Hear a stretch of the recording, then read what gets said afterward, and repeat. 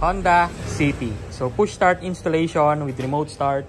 Version 2 itong kinabit natin. May kasama ng mobile app control to na pwede sa iOS or Android devices. Key fob, Honda yung kasama. May key plate na kasama. Papaduplicate nyo na lang. Okay? So ito yung lock nya. Kasi ilahin nyo ito. Lalabas na yung key plate. Okay? So remote start natin. Press 3 times lang sa lock button. 1, 2, then 3. Start na. Yan. Okay?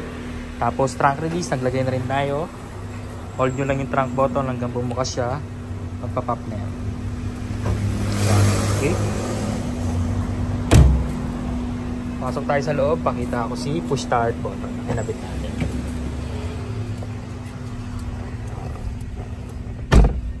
Yan. Ito po yung ating push start button na kinabit. Cool air yung illumination. Pag accidente na pindot, hindi mamamatay yung kotse.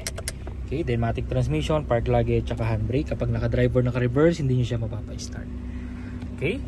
Tapos pag tumapa ka ng brake, kahit hindi ka pa umaalis, auto lock lahat ng doors. And then even naka-andar, pwede ka mag-unlock, pwede ka mag-lock sa key fob or sa application natin. So kaganda ng may mobile application, if ever kasi mawala tong key fobs nyo, malubat during the travel, may backup ka pa na pwede mong gamitin. Lalo na po sa mga dead spot areas na nabablock yung frequency ng remotes nyo, yun, pwede nyo gamitin yung app.